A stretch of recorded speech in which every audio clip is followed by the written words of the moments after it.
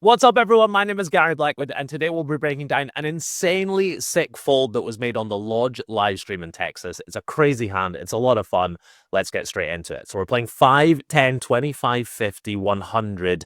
Games are good in Texas. Action is going to fold round to Pierre in the small blind, and he's going to raise to $300 with Jack-9 of hearts. This is obviously a good combo to raise, but you're not actually allowed to raise all that wide in this position because you're out of position versus 4 other players. So hands like King 8 offsuit, Ace Deuce offsuit, 7-4 suited, these will be folds, but Jack 9 suited is of course completely fine to go ahead and raise. High is next to act, and he makes the call with Jack 10 offsuit. This feels really close. On the one hand, you've got 3 players behind that could squeeze you out, but on the other hand, you've got an unsuited Broadway, so I certainly don't begrudge his decision to call.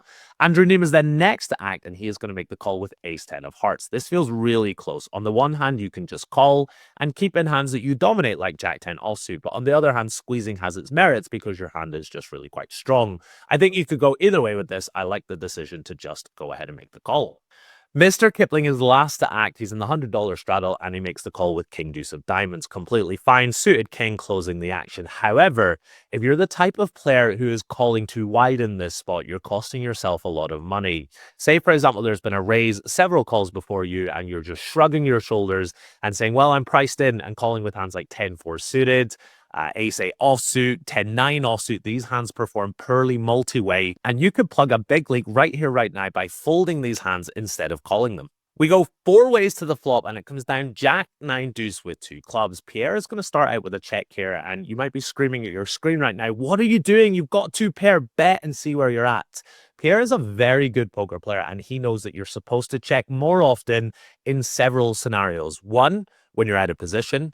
2, when you're multi-way, and 3, when the board is really wet and really connected. All 3 factors are at play here. The board is monotone. Someone could have flopped the flush. Anyone with a pair and a club, anyone with just a naked club is still doing relatively well against him. There's lots of really bad turns that are hard to play out of position. I think this is a really good check from Pierre. Yes, he's got 2 pair, but lots of different factors which are forcing his range to play a lot of checks. So I like the decision to check here with 2 pair. High is next to act and decides to check with top pair. I really like this check. Again, you've got 2 players behind still to act. Pierre is still going to have some relatively strong hands in his range. I think this is a good decision to check. Both Andrew and Mr. Kipling are going to check as well for the same reasons that Pierre can't stab that wide on this flop. They want to be really centered around equity when they stab. So they want to have a club in their hand, a high club preferably, or at the very least a hand like Queen 10 with the straight draw and the overcard to the board. This is a very wet, very connected board, so no player in the hand gets to just stab or bet relentlessly. So a good decision by all 4 players on the flop. Turn is a deuce, and Pierre now bets out for $400. I like his decision to bet. I like the size that he's chosen as well. Lots of bad rivers, so you don't want to bloat the pot too much here. So a small probe out of position versus 3 other players definitely works best. High makes the call with top pair. Definitely don't fault that. And now Mr. Kipling decides to put in a raise here to $1,400 with his turn trips. Given the passiveness of both these players so far, I like the decision to raise. I'd go slightly bigger, around $1,800, but that's really splitting hairs. Remember, you can't go huge here because you've checked back on the flop. You don't check back that many flushes on the flop.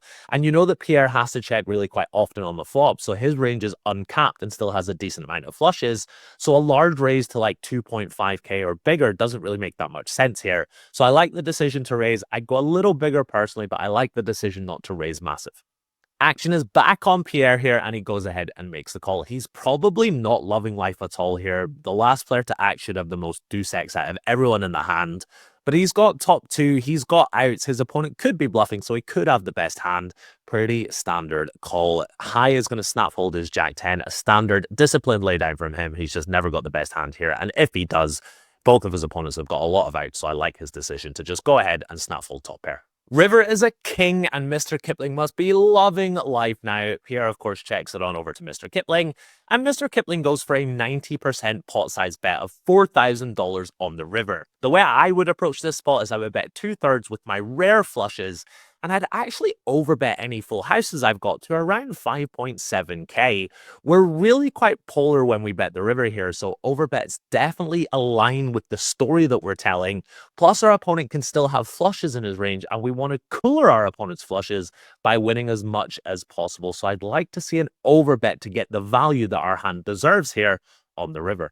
Action is back on Pierre, and you just got to sigh and fold, right? Wrong. I have played with Pierre a few times in the past. The guy is an absolute sicko, and he shows it here by finding the all-in for 13.6k total. Graphics are slightly off as he makes the all-in here. It's 9.5k more. These guys are not insanely deep, so this is a really sick bluff for not that much more on top of the $4,000 bet on the river here. I think Pierre is putting his opponent on a deuce or a small flush, and he's trying to make him fold a hand like that. I'm actually considering folding this against you. Are you kidding me? Now, Mr. Kipling does not snap call here on the river. He actually goes into the tank. He's also going to turn his cards over and show everyone at the table what he's got. I don't blame him for tanking. This looks insanely strong from Pierre to go all in over a pot-sized bet on the river. But let's break it down using something I like to call the domino effect, starting from the flop. Now, the first domino is the way that Pierre will play on the flop. Remember, he's out of position, monotone board, multiple players. He is going to be forced to do a lot of checking, and Pierre is a good player, so he's going to balance that range and check some of his nut flushes on the flop. He's going to bet his nut flushes sometimes, but he's definitely going to check here with some nut flushes on the flop. This is going to knock down the next domino, which means that if Mr. Kipling rarely has a full house here, then Pierre is allowed to shove his nut flushes on the river versus this pot-sized bet, because he's rarely going to run into a better hand, and he can still get called by some worse flushes and maybe some deuce X from time to time as well. That's going to knock down the next domino, which means that Mr. Kipling's full house does actually beat some value combos that Pierre can jam here on the river. That's going to knock down the next domino, which is if you're ever on the river in a tough decision facing a bet, you have to ask yourself, can I beat value? If you can beat value, your hand is not a bluff catcher. You can actually beat worse for value, which means you've got to call. So that's the domino effect from start to finish. If we really think about the hand from start to finish, we should go ahead and call here on the river. He folds! Oh my God! That gave me a little bit of a Hot one. heart problems. Can you show a bluff? I can, but I won't. Mr. Kipling actually makes one of the tightest laydowns of his life. And on the one hand, I understand it. It looks so strong from Pierre. You've bet out for an early pot on the river and your opponent has gone all in for not that much more.